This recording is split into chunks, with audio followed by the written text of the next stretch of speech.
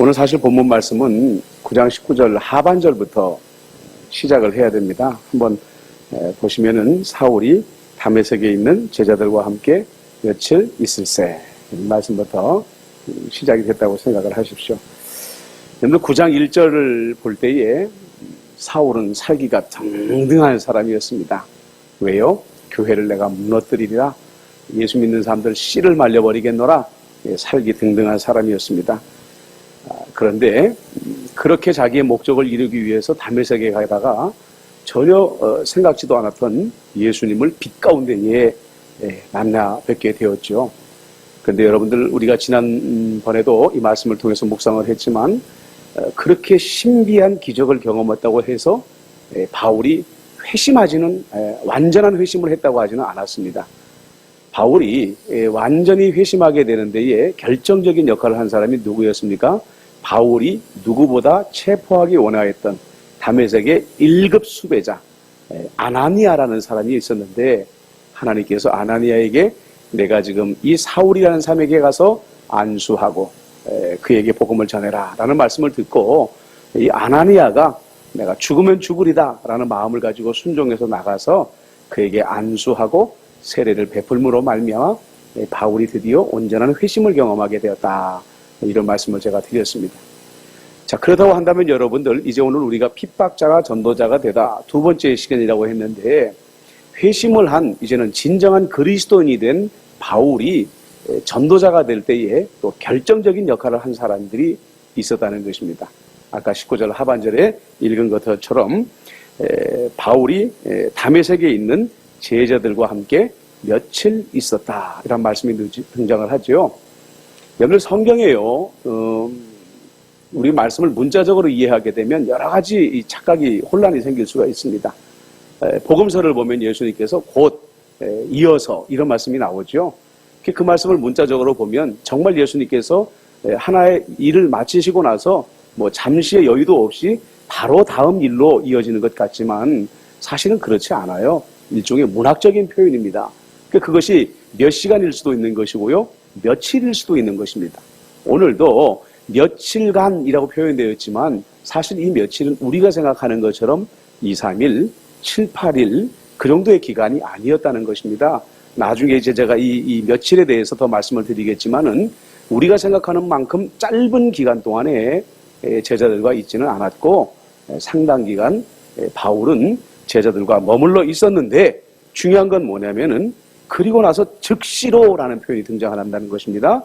자, 즉시로 각 회당에서 예수가 하나님의 아들이심을 전파했다. 자, 아나니아를 통하여서 사도 바울은 온전한 회심을 한 그리스도인이 됐다고 그랬습니다. 근데 그 이후에 한동안 제자들과 머물고 난 다음에 이제 누가 된 거예요? 드디어 전도자로 거듭나게 되었다는 것입니다. 자, 그러면 이 바울이 제자들과 이 한동안 머무는 동안에 어떤 일이 있었기에 바울이 즉시로 전도자가 되어져서 자기가 회당에 가가지고 복음을 전하는 그런 사람이 되었을까? 여러분들에게 제가 이 성경 공부를 강의할 때마다 늘 말씀드리는 게 뭐냐면, 성경 말씀을 제대로 이해하려고 하면은 행간을 볼 줄 아십시오 라는 표현을 했습니다. 행간. 이 행간이라는 건 뭘 말하는 거죠? 말씀과 말씀 사이에 비어있는 공간을 볼 줄 아는 능력, 그것이 바로 행간을 읽는 능력이라는 것입니다. 자, 오늘 성경에 보면 분명히 이 바울이 제자들과 어떠한 일들이 있었다라는 기록이 등장을 전혀 하지 않아요. 그가 뭐 성경 공부를 했는지, 여기서 뭐 신학 공부를 했는지 전혀 그런 기록이 등장을 하지 않습니다. 자, 그런데 이 기간 동안에 어떤 일이 있었겠는가 하는 것을 우리는 얼마든지 추측해 볼 수가 있다는 거예요. 여러분들, 다메섹에 있는 교회의 제자들과 함께 보냈다라고 했을 때, 여러분 그 이전에 사도행전에 등장한 교회의 모습이 어디에 등장하고 있습니까? 사도행전 2장에 우리가 잘 아는 말씀이 등장을 하고 있어요. 그 말씀에 보면은요, 제자들이 어떤 삶을 살고 있었습니까? 늘 함께 모여 떡을 떼며 기쁨과 순전한 마음으로 음식을 먹고 하나님을 찬미하며 그래서 모든 백성들에게 칭찬받는 삶을 살았다. 이런 말씀이 사도행전 2장에 예루살렘 교회의 모습을 보여주고 있습니다. 그러면 보십시오, 여러분들. 지리적으로는 예루살렘과 다메섹에 떨어져 있지만, 자, 보십시오. 다메섹에 있는 성도들의 삶이 예루살렘 교회 성도들의 삶과 달랐겠습니까? 그럴 리가 없습니다. 다메섹에 있는 교회의 제자들의 삶도 예루살렘 교회의 제자들의 삶과 아주 동일했다는 거예요. 자, 사도 바울이 회심을 하고 그리스도인이 되고 전도자가 되게 된 결정적인 계기가 어디에 있는가? 사도 바울은 다메섹에서 신앙생활하는 제자들의 삶을 보고 엄청난 문화적인 충격, 영적인 충격을 그가 경험했다는 것입니다. 한평생 동안 나름대로 자기는 하나님을 정말로 잘 믿는 사람들이고 철두철미한 나는 여호와를 믿는 신앙인이라고 생각을 했지만 자기가 살아온 그 영적인 환경에서 단 한 번도 경험하지 못했던 것들, 그런 것들을 자기가 그렇게 혐오하고 증오하던 그리스도인들이 누리고 있는 것을 보고 엄청난 문화적인 충격, 영적인 충격을 바울이 경험했다는 것이죠. 여러분들, 바울은 바로 그 제자들의 삶을 통하여 이 땅에 세워진 천국을 경험했던 거예요. 여러분들 보십시오. 늘 제가 말씀을 드리지만 우리가 식당 하나를 가서 어디 가가지고 맛있는 음식을 하나를 먹어도 주변에 있는 사람들한테 얼마나 선전합니까? 야, 정말 그 집에 갔더니 된장찌개가 정말 끝내주더라. 누가 뭐 가르쳐달라고 말 안 해도 주변에 있는 사람들에게 아주 그 식당을 얼마나 자랑하고 다니는지 몰라요. 또 아까도 우리가 다녀오면서 뭐 정형외과가 있는데 뭐 저기는 척추 전문이고 뭐 저기는 어깨 전문이고 뭐 이런 말씀들 나누시더라고요. 자, 보십시오, 여러분들. 내가 몸이 아파가지고 어느 병원에 갔는데 정말 기가 막히게 났어요. 어깨가 정말 너무너무 아팠는데 그 병원 가가지고 약을 처방받더니 기가 막히게 낫다. 기적처럼 낫다. 우리는 어때요? 알리고 싶은 거죠. 야, 그 엉뚱한 병원 가가지고 쓸데없이 돈 쓰고 몸고생 마음고생 하지 말고 이 병원에 가봐. 알리고 싶은 거예요. 여러분들, 바울이 예전에 철두철미한 바리새인으로 율법주의자로 살 때에도 누구에게 나가서 그렇게 정말 열정을 가지고 여호와를 믿으시오라고 말할 수 없었어요. 왜냐? 교리적으로는 해박했지만은 복을 누리지 못했거든요. 은혜를 누리지 못했습니다. 진정한 기쁨을 누리지 못했고 사랑의 교제를 나눠본 적이 없는 거예요. 그러니까 바울은 유대교를 전파하거나 율법주의를 남들에게 알리는 삶을 살지는 않았어요. 그래서 자기 만족의 삶이었던 거예요.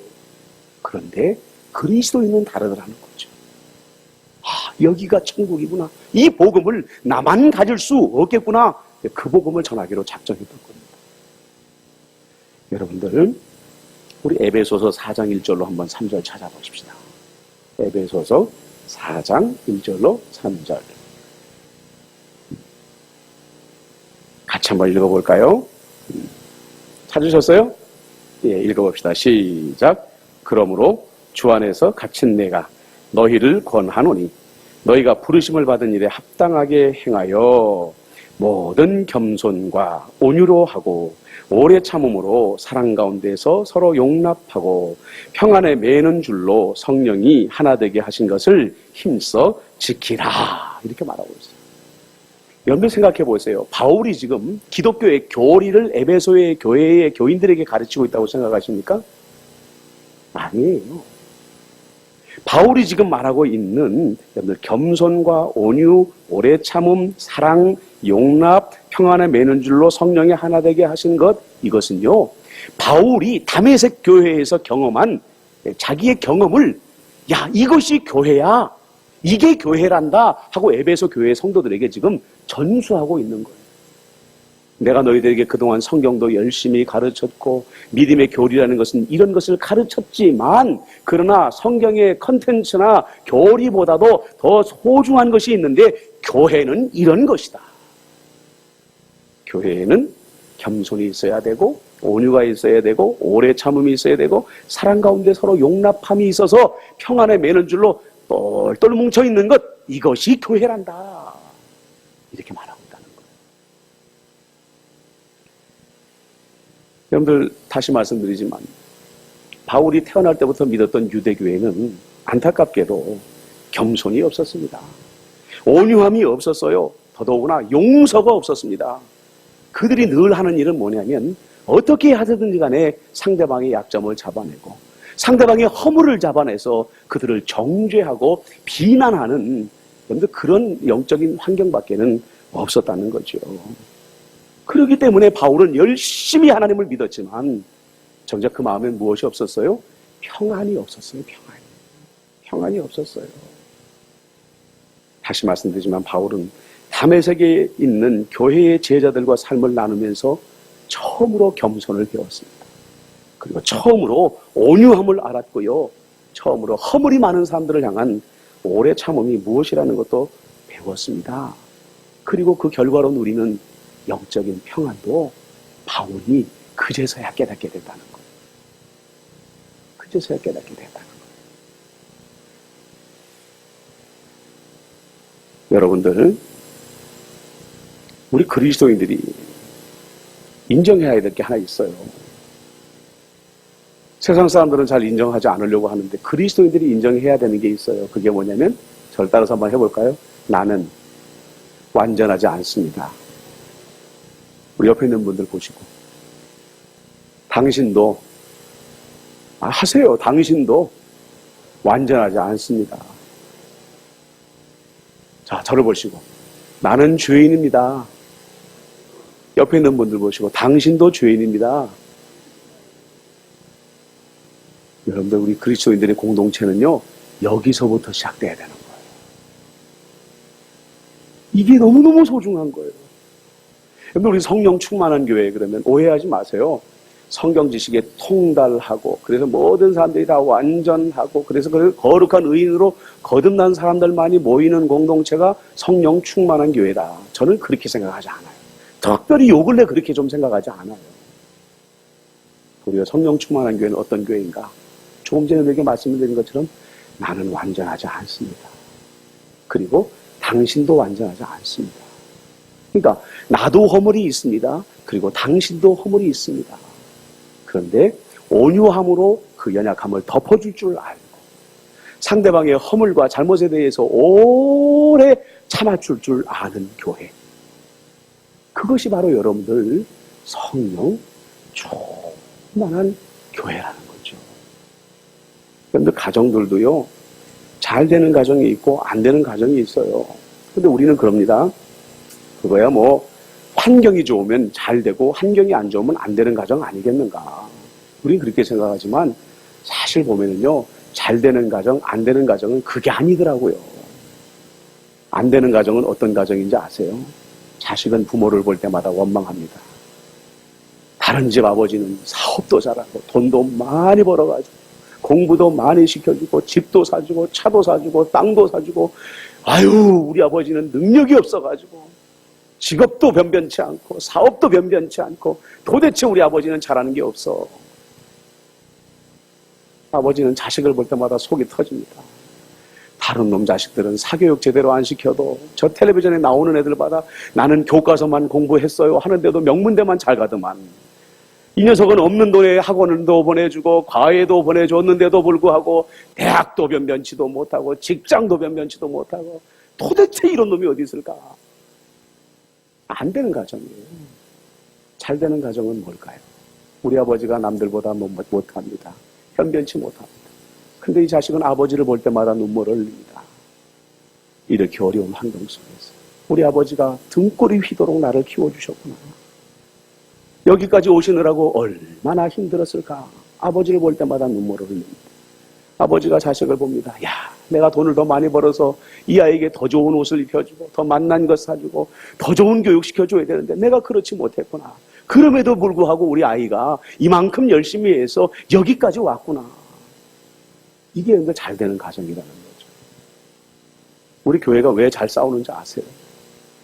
바리새인들을 닮아가는 거예요. 자꾸만 바리새인들을 닮아가는 거예요. 나도 완전치 않으면서 왜 저 사람은 완전하지 않아? 나도 허물이 많은데 왜 남들의 허물만 눈에 들어오는지 몰라. 그래 교회가 다투는 거예요. 여러분들이 저를 이제 횟수로 보니까 제가 한 임마누엘교회 부임한 지 5년째가 됐고 3년이 이제 한 6개월이 지나가고 있는데 엉터리죠. 엉터릴 거예요. 얼마나 허점이 많습니까? 왜냐? 인정하는 거예요. 저는 불완전합니다. 완전을 향해서 나아가는 그런 아주 미완성의 존재이지. 그렇기 때문에 저의 연약함과 허물과 불완전한 모습들이 언제나 여러분들에게 보여줄 수 있을 거예요. 그러면 저는 여러분들의 연약함이 안 보이는 줄 아십니까? 여러분들의 허물이 안 보이는 줄 아십니까? 알고도 모른 척 하는 거지. 근데 그렇게 사는 거예요. 그렇게 사는 거예요. 그게 성령 충만한 교회의 출발점이라는 거예요. 내가 완전하지 않기 때문에 상대방이 완전하기를 아예 기대하지 않는 것. 내가 허물이 많기 때문에 상대방이 전혀 허물을 범하지 않기를 아예 기대하지 않는 것. 여러분들 성령 충만한 교회는 거기서부터 시작되어야 된다는 거죠. 그게 바로 여러분들 예루살렘 교회이고요. 그게 바로 바울을 변화시킨 다메섹 교회라는 사실을 믿으시기를 바랍니다. 저희 장인어른이 제가 결혼할 때만 해도 교회의 교자라는 얘기도 못 꺼내게 하셨던 분이에요. 근데 이분이 이제 신경의 변화를 일으켜서 어느 날 교회의 가주지라는 마음을 먹으셨어요. 교회 그거 뭐 가주지. 근데 처음 교회를 다니시기 시작한 교회가 대구에 있는 순복음 교회였는데, 아니 조금 얼마 되지도 않아가지고 갑자기 우리 아버님이 찬양대를 하신대요. 노래도 내가 잘 못 부르는 거 아시고 신앙생활도 얼마 시작한 지 안 된지도 아는데 찬양대를 하신다는 거예요. 그러니까 참 그 교회 희한한 교회다. 참 대책 없는 교회다. 전 좀 사실 그렇게 봤어요. 그런데요, 우리 장인어른이 그때부터 믿음이 쑥쑥 자라는 거예요. 그러더니만은 지금은 이제 교회의 안수 집사님이 되셨어요. 거의 평생을 교회의 교자도 얘기도 못 꺼내게 하시던 분이 교회 안수 집사님이 되셨어요. 왜 그럴까요? 그 교회에 놀라운 은혜가 있었던 것입니다. 평생 신앙생활 못하고 안 하고 성경도 모르고 창세기가 도대체 구약에 있는지 신약에 있는지도 모르는 사람이지만은 아유 찬양대 어서 오세요. 우리 같이 신앙생활 하십시다. 그 허물들, 그 잘못들, 그 모든 죄악들 이런 거 다 따지지 아니하고 그대로 품어주니까는 말이죠. 전형적인 경상도 사나이, 아주 고집불통의 아주 전형적인 경상도 사나이인 아버님이 마음이 노안해지고 예수를 영접하고 신앙이 잘 자라게 되더라는 겁니다. 여러분들, 이번에 우리가 장례를 2건을 치르면서 김동식 장로님이 자꾸 그런 말씀하셔요. 야, 참 사람 사는 게 이렇게 덧없는데, 이렇게 훌쩍 왔다 훌쩍 떠나는데 왜 이렇게 우리끼리 다투고 밉네 곱네 하고 사는지 모르겠다고 장로님 그런 말씀하시는데, 또 권사님 한 분도 또 그런 말씀을 또 하셔요. 그 말씀이 얼마나 마음에 절절하게 와닿는지. 근데 또 오늘 김희아 집사님 기도하면서 볼 수 있을 때 사랑을 베풀게 하시고 손잡아 줄 수 있을 때 손잡아 주게 하소서. 대충 맞죠, 집사님? 심장에 그냥 얼마나 와닿는 기도인지 몰라요. 여러분들, 우리가 영원히 살 것 같잖아요. 그렇죠? 근데 내일 못 볼 사람도 있다니까요. 당장 내일 못 볼 사람도 있어요. 저는 김성희 집사님 지지난 주일날 오셨을 때에 아유 뭐 혼자서 이 정도 오실 정도면은 그래도 최소한 몇 달은 견디지 않으시겠는가. 저만 그런 생각한 거 아니죠. 우리 조영수 한조 집사님도 제가 마지막 신방 갔을 때 도와주전이었는데 저하고 말씀 다 나누시고요. 제가 간다 그러니까 몸을 비틀면서 막 일어나시려고 그러시더라고요. 아, 이 정도 기력이 있으시고 의식이 있으시면 이분도 한 2달은 안 견디시겠나. 그 내 생각이었더라고요. 훌쩍 떠나가시더라고요. 훌쩍 떠나가시더라고요. 여러분들, 성령 충만한 교회는 나의 연약함을 알고 남의 연약함을 인정해 줄 줄 아는 교회인 것을 믿으시길 바랍니다. 나도 허물을 범할 수 있고 상대방도 허물을 범할 수 있다는 것을 인정해 줄 수 있는 교회라는 것을 깨달으시기를 바랍니다. 임마누엘 교회가 진정으로 그런 교회가 되면 바울과 같이 살기등등한 핍박자도 우리 임마누엘 교회를 통해서 전도자가 될 줄로 믿습니다. 아멘. 자, 오늘 또 그 말씀 가운데에 2번째 행간이 있어요. 그게 뭐냐면은 그런데 갈라디아서 1장 17절에서 18절에 보면은요, 바울이 예루살렘에 가기 전에 내가 아라비아 광야에 가 있었다. 3년간 가 있었다라는 말씀이 나오죠. 그런데 오늘 본문 말씀에 보면 이 말씀이 다메섹에서 바울이 피신을 해서 바로 예루살렘으로 들어간 거로 그렇게 기록이 되어져 있습니다. 그러니까 이제 누가가 그 기록을 빼버린 것이죠. 그러니까 꼭 필요하다라고 생각하지 않았기 때문에 누가는 바울이 3년 동안 아라비아 광야에 가 있었다라는 기록을 빼놓은 것입니다. 학자들 가운데 그러면 바울이 언제 다메섹에서 아라비아로 갔느냐, 여기에 대한 이제 연구가 있는데 의견이 조금 갈려요. 어떻게 갈리냐면 어떤 분들은 바로 이 며칠새 하는 이 사이에 바울은 3년 동안 광야에 가 있었을 것이다, 이렇게 말씀하시는 분들이 있어요. 또 어떤 분들은 이제 말씀의 24절에 보면 바울이 피신을 하지 않습니까? 다메섹에서 그 피신을 한 이후에 아라비아 광야에 가서 3년간 머물렀을 것이다, 이렇게 주장을 하는 분들이 있어요. 뭐 이거 사실 뭐 타임머신 타고 우리가 그때로 돌아가기 전까지는 알 수가 없어요. 중요한 건 뭐냐면 바울이 다메섹에서 예루살렘으로 올라가기 전에 3년 동안 아라비아 광야에 머물러 있었다는 겁니다. 자, 여기서 우리는 어떤 질문을 가져야 되냐면 언제 갔느냐가 아니라 왜 갔느냐는 것이죠. 이미 바울은 전도자가 되었다라는 말씀이 등장을 하지 않아요? 그러면 이 3년이라는 시간이 얼마나 요즘 우리가 말하는 골든타임입니까? 열정이 뜨거울 때, 심장이 불타오를 때 즉시로 나아가서 더 많은 사람들에게 복음을 전하고 더 많은 교회를 세우는 것이 더 효과적이 아니겠는가, 그렇게 생각할 수 있어요. 그런데 우리 예수님은 바울이 예루살렘으로 바로 올라가는 것을 허락하지 아니하시고 광야로 바울을 보내셨다라는 것입니다. 이것도 뭐 학자들마다 이래서 그랬다, 저래서 그랬다, 뭐 여러 가지 의견들이 많은데 저는 이 말씀에 참 마음이 많이 끌려요. 그게 뭐냐면 여러분, 예수님께서 제자들을 택하시고 사도로 부르시고 나서 몇 년 동안 함께 했습니까? 예수님의 공생애에 3년 동안 함께 하셨죠. 자, 바울은 하나님께 이방인을 위한 그릇, 이방인을 위한 사도로 13번째 사도로 부르심을 받았습니다. 바울에게도 이 예수님의 사도들이 3년 동안 연단받았던 그 3년의 기간이 바울에게 필요했다는 거예요. 그러니까 그런 말씀 들어보셨잖아요. 바울은 광야 학교에 입학했다. 바울이 그 당시에 예수님을 만난 그 감격과 제자들의 삶을 바라보면서 경험한 그 감동과 그래서 그 복음에 대한 열정 하나만 가지고 있으면 바울 스스로는 이만하면 됐다, 나는 전도자로서 모든 것을 갖췄다라고 생각했을 수 있어요. 그러나 우리 주님은 아니다라고 말씀하신 거죠. 그리고 그를 광야로 보내어서 3년 동안 하나님은 그곳에서 아무도 모르는 그 아라비아 광야에서 바울을 연단하셨던 것입니다. 여러분 보십시오. 바울이 만약에 그 열정만 가지고 전도자가 되어졌다고 한다면요, 어떤 위험성이 도사리고 있냐면 그의 가슴에는 복음이 충만하여 있을지는 몰라도 여전히 그의 머리에는 어때요? 율법주의가 충만하게 자리 잡고 있었다는 거예요. 그렇다고 한다면 바울이 전하는 복음은 잘못하면 왜곡되어질 수가 있는 거예요. 율법주의적인 복음.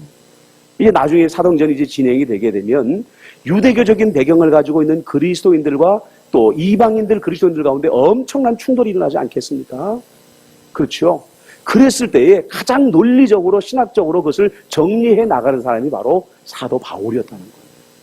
근데 만약에 바울이 그 3년 동안의 광야 학교의 기간이 없었다고 한다면 도리어 바울은 유대교적인 기독교, 그래서 복음을 왜곡시키는 사람이 될 수 있는 위험성이 다분히 바울 안에 있었다는 거예요. 바울에게 있어서 3년의 이 광야의 생활은, 광야 학교의 기간은 환골탈퇴하는 기간이었다. 모든 성경에 대한 잘못된 지식들을 바로 잡고, 그래서 그리스도의 복음으로 말미암아 그의 병든 지식이 새로워지고 고쳐지고 완전해지는 그 기간들이 바로 이 광야 학교의 기간들이었다는 거죠. 여러분들, 이것을 우리 삶에 어떻게 적용할 수 있겠습니까? 우리가 열심히 기도만 하면 응답이 오나요? 아니. 열심히 기도하는 것도 중요하지만은 응답받을 그릇이 준비가 돼야 됩니다. 그전에는 안 주셔요. 왜냐하면 줘도 의미가 없거든요. 밑 빠진 독에 물 붓기라는 말이 있잖아요. 아무리 하나님께서 좋은 선물을 준비해도 그것을 우리가 받을 준비가 안 되어 있으면 그것을 주셔도 의미가 없이 사라져버리게 되는 거예요. 재물도, 권세도, 사람도, 배경도 우리가 준비되지 않으면 다 헛것이라는 거죠. 그런데 솔직히 말해서 어떻습니까? 여러분들 하나님 앞에 설 때마다 주님 저 준비 다 됐는데요. 주님 저는 정말 충분히 되어져 있으니까 주시기만 하십시오. 저 보시고 말씀하세요. 네, 우리는 늘 그렇게 말을 해요.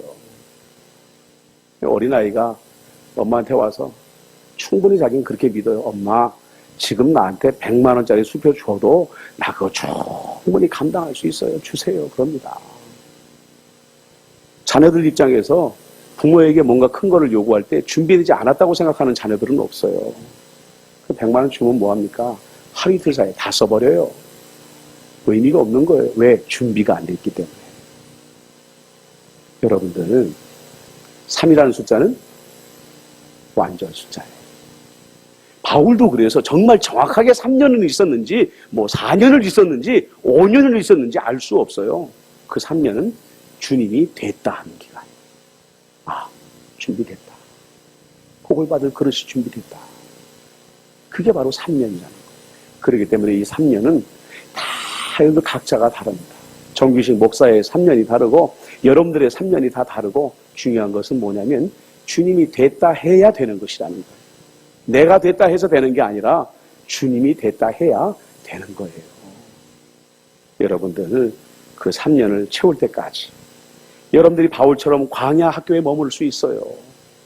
삭풍이 불어닥치고 물을 구하기 어렵고 양식조차 구하기 힘든 광야 학교에 입학할 수 있습니다. 그러나 주님의 때가 되면 반드시 주님께서 여러분들을 회복시켜 주시고 여러분들이 간절히 기도하는 그 기도에 가장 좋은 것으로 응답해 주실 줄로 믿습니다. 자, 이제 마지막 말씀을 살펴봐야 됩니다.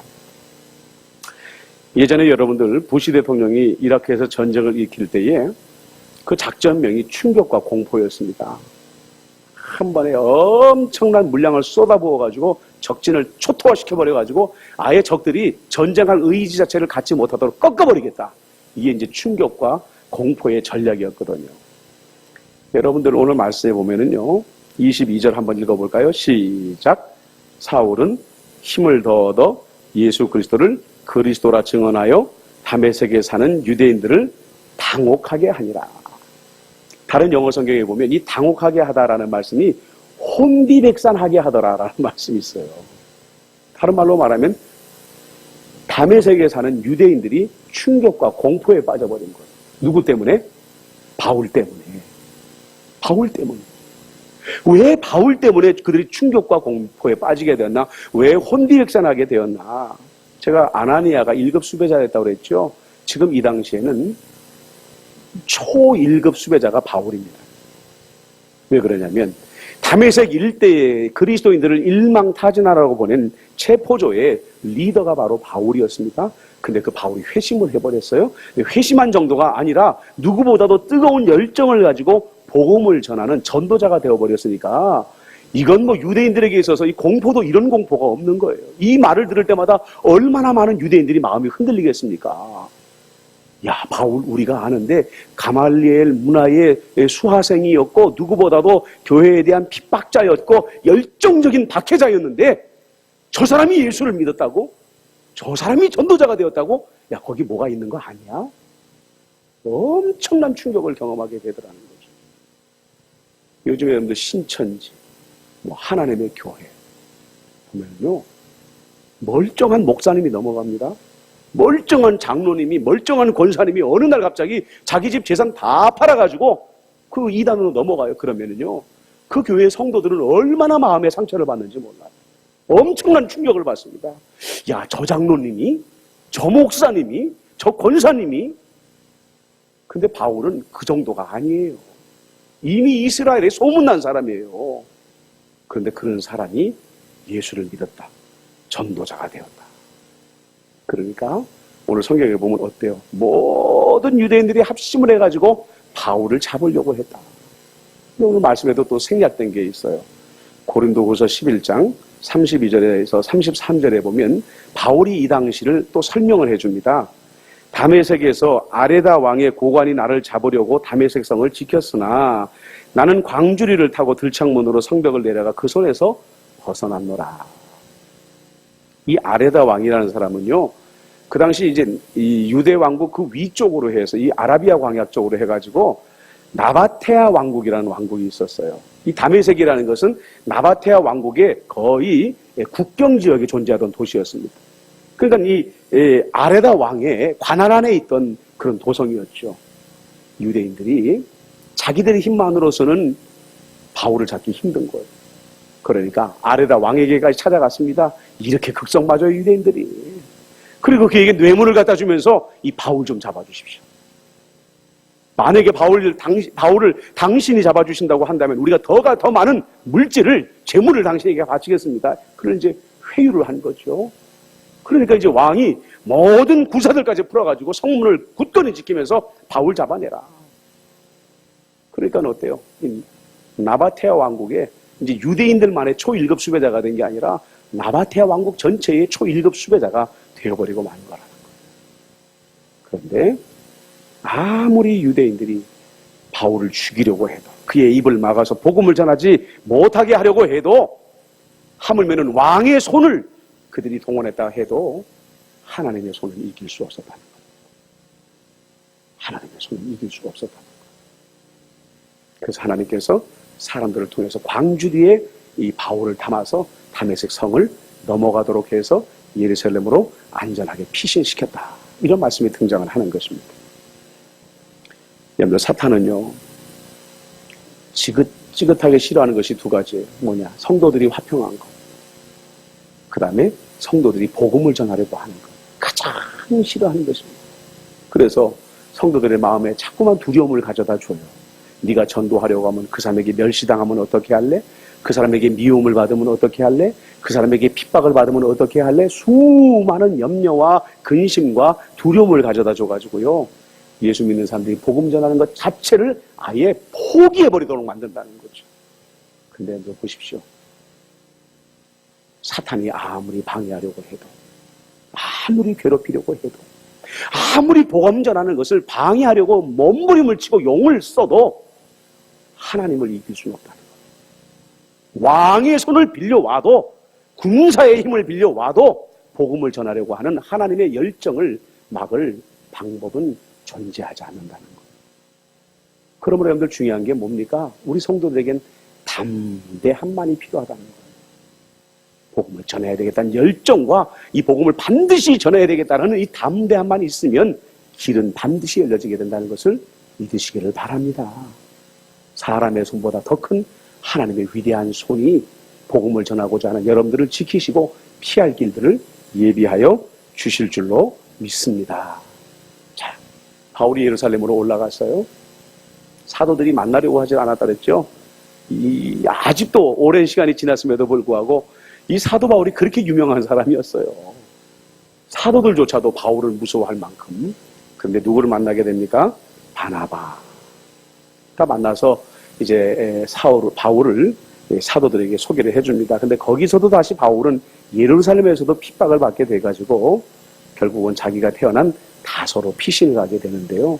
7년이나 8년 정도 바울은 다소로 피신을 가게 되지 않았을까, 이런 생각의 말씀을 학자들은 하고 있습니다. 자, 그런데 정말로 중요한 말씀은 여러분들 31절 말씀이에요. 같이 한번 읽어보겠습니다. 시작. 유대와 갈릴리와 사마리아와 교회가 평안하여 든든히 서가고 주를 경외함과 성령의 위로로 진행하여 수가 더 많아진다. 여러분들 8장과 7장과 8장과 우리 9장 초반 읽을 때까지 지금 어떤 분위기였습니까?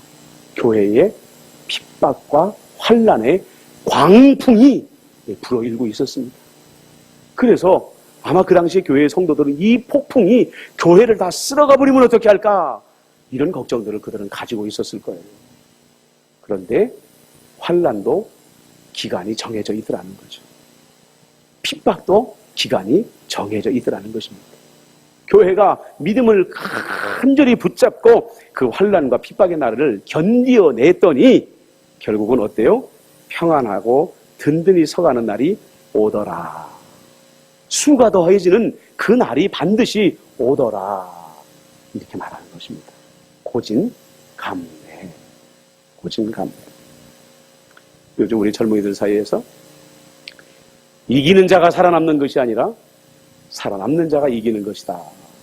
취업도 힘들고 진급도 힘들고 앞이 잘 보이지 않는 세상이니까 이제 이런 말을 하면서 막 견디는 거예요.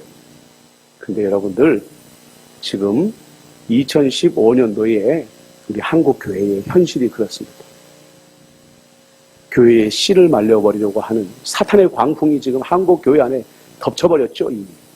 엄청난 이 모래바람과 이 황사바람 같은 것들이요, 한국교회 씨를 말려버리려고 지금 동에서 서로, 남에서 북으로, 북에서 남으로 얼마나 우리 한국교회들을 지금 흔들어대는지 몰라요.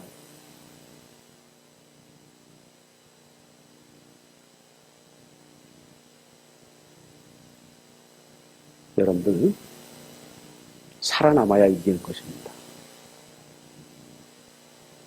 살아남아야 이기는 것입니다.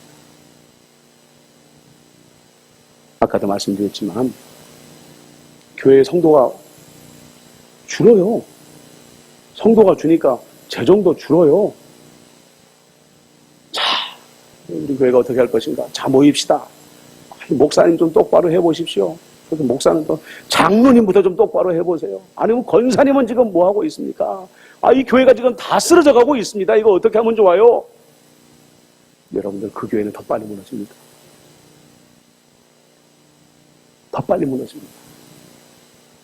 아니 지금 비가 안 오니까 가뭄이 오니까 땅이 쩍쩍 갈라지니까 아무리 뿌려도 내가 기대하는 만큼 열매 맺을 수 없는 시기인데 그것 가지고 우리끼리 싸워봤자 뭐가 달라지냐는 거예요. 뭐가 달라지냐는 거예요. 살아남을 수 없어요. 어려움이 올 때에, 가뭄의 때가 왔을 때에, 광풍이 휘몰아치고 사람들이 떨어져 나갈 그때에 우리는 더 하나가 되어야 된다는 거예요. 주님, 살아남게 하여 주시옵소서. 이럴 때일수록 성령의 매는 줄로 우리를 더 꽁꽁 묶어주시고 복음에 묶어주시옵시고 진리에 묶어주시어서 이 광풍에 우리 교회가 떠나가지 아니하도록 우리를 지켜주시옵소서. 우리가 하나로 온전히 묶여져 있어야 이 광풍이 지나갈 때에 임마누엘 교회는 살아있는 교회가 되어줄 수가 있다는 것입니다. 제가 지난번에도 안타까운 말씀을 드렸지만 작은 교회, 큰 교회 할 것 없이 지금 법적인 분쟁에 쌓여있는 교회들이 여러분들 얼마나 많은지 아십니까? 멀쩡한 교회들이, 성도들이 1000명이 넘고 2000명이 넘는 그런 큰 교회들이 분쟁에 휩싸여가지고 책임 소재를 따지고 누구 잘못이다, 누구 잘못이다. 그 세상 법정에 가가지고 고소하고 고발하고 자기들끼리 원수가 돼가지고 싸우는 교회들이 여러분들 얼마나 이 시대에 많은지 알아요? 시대가 어려운 것입니다, 여러분들. 사단이 지금 이 영적인 세력을 움켜쥐고 말이죠. 세상을 흔들어내는 데는 여러분들 영적 가뭄의 시대에 우리가 지금 살아가고 있는 거예요. 누구 잘잘못 따져가지고 그 문제를 해결할 수가 없는 것입니다. 이럴 때일수록 우리는 예루살렘 교회를 닮아가야 되는 것입니다. 다메섹 교회를 닮아가야 되는 것입니다. 그래서 똘똘 뭉쳐가지고 오직 주님만 바라보면서 이 광풍이 지나도록 우리를 지켜주십시오. 이 광풍이 지나도록 우리를 지켜주십시오. 그거 밖에는 방법이 없다는 거예요. 중요한 게 뭐죠? 그래서 살아남으면 교회가 다시 평안하여 든든히 서가는 날이 온다는 거예요. 온다는 겁니다, 여러분들. 그리고 지금은 수가 주는 것을 걱정하지만은 반드시 그 날이 오면 수가 더해질 것이다. 수가 더해질 것이다. 주님이 그렇게 말씀의 역사를 기록하고 있는 거예요.